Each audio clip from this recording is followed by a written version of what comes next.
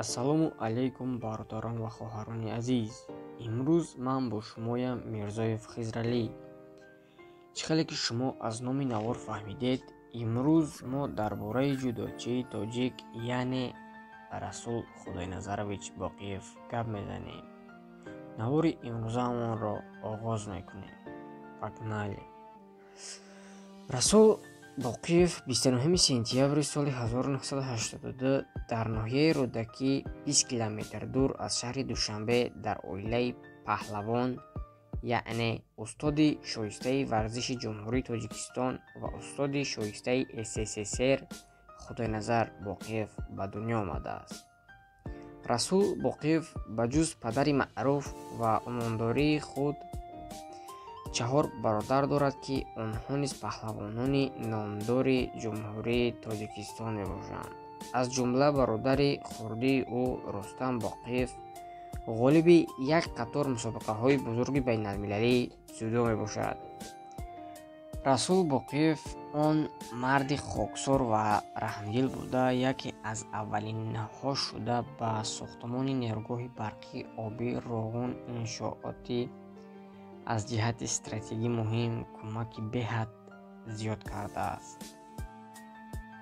Расул Боқиев ҷудочии маъруфи тоҷик ва рус, барандаи медали биринҷии бозиҳои тобистонаи Олимпии Пекин 2008 сол, соҳиби медали биринҷии чемпионати ҷаҳон дар Рио де Жанейро, ғолиби ҷоми ҷаҳонии 2007 сол, 2010, 2011 ва 2012 сол, қаҳрамони Россия дар соли 2009 ва устоди шоистаи варзиши ҷумҳурии Тоҷикистон. шаҳрвандии дугона дорад, яъне ҳам шаҳрвандии Русия ва ҳам шаҳрвандии Тоҷикистон. дар айни замон ӯ дар Русия зиндагӣ мекунад. яке аз 3 барандаи медалҳои олимпӣ дар таърихи Тоҷикистон мебошад. қадаш 1,75 сантиметр, яъне 1,75 сантиметр буда, дар вазни 73 килограмм, вазни 80 килограмм иштирок кардааст. дар намуди самбо ва зюдо бо гирифтани шаҳрвандии Русия дар соли 2009 дар чемпионати Россия иштирок варзид ва дар он ҷо қаҳрамон шуд.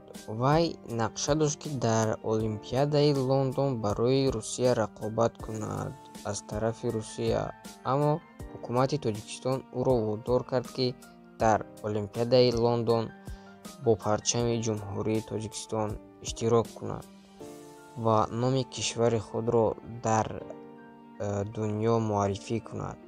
вай дар бозиҳои олимпӣ ҷойи 7-умро ишғол кард. чӣ хеле ки Расул Боқиев мегӯяд, ӯ то соли 2007 ё 8 дар мусобиқаҳои гӯштини миллӣ, гӯштини тоҷикӣ иштироки беҳад хуб кардааст. Расул Боқиев дар интернет сайти худро дорад, rasulboqiev.ru. дар ин ҷо расписанияи тренировка ва адреси зал навишта шудааст. Расул Боқиев дар Инстаграм сайти худро дорад. Расул Боқиев менависем, дар поиск мебирояд ва бисёриҳо инро медонанд. ва дар ВКонтакт ҳам сайти худро дорад. чӣ хеле ки мо медонем, Расул Боқиев айни замон ба тренерӣ машғул аст, тренер шуда кор мекунад ва дар мусобиқаҳо иштирок намекунад. дар гӯштиниҳои миллӣ ҳам иштирок намекунад, танҳо тренер кор мекунад, халос. инро мо медонем. Расул Боқиев бисёр шогирдони зиёде дорад ки дар мусобиқаҳо иштирок мекунанд ва ҷойҳои намоёнро сазовор мешаванд. мисол ҷойҳои якум, дуюм ва сеюмро ишғол мекунанд. писари Расул Боқиев Муҳаммад ном дорад ва ӯ низ ба варзиши ҷудо машғул мешавад ва дар мусобиқаҳо беҳад хуб иштирок мекунад. яке аз шогирдони хурдсоли Расул Боқиев ин Яҳьё Сафаров мебошад, ки дар мусобиқаҳо иштирок карда ҷойҳои якумро ишғол кардааст ва дар як мусобиқа ҷойи сеюмро ишғол кардааст. Тамом зиёда аз 15 медал дорад. чихеле ки мо медонем имсол дар шаҳри Кӯлоб дар деҳаи даҳана мусобиқа шуда гузошта буд, ки дар он ҷо Яҳьё Сафаров соҳиби шоҳҷоиза яъне Мерседес гардида буд.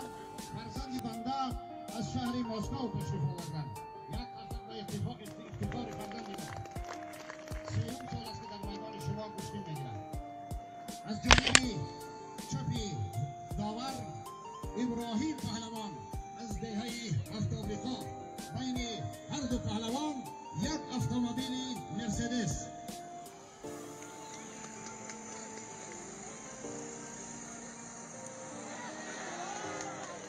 حالا اگر شادی سلامت باشین بچه‌ها انشالله در مکتب نظریوفا دادن در ترکیه آینده یحیی پهلوان 5 کرات چمپیون شهر مسکو است. айни ҳол Яҳьё Сафаров дар вазни 24 килограмм дар мусобиқаҳо иштирок мекунад. ба ҳамин навори имрӯзаи мо ба анҷом мерасад. агар шумо ягон варзишгари дӯстдошта дошта бошед, дар комментария ҳатман нависед ва дар навори навбатӣ варзишгари дӯстдоштаатонро интизор шуд. то наворҳои дигар сарбаланду хонобод бошед. дартон алло бошед. ассалому алайкум.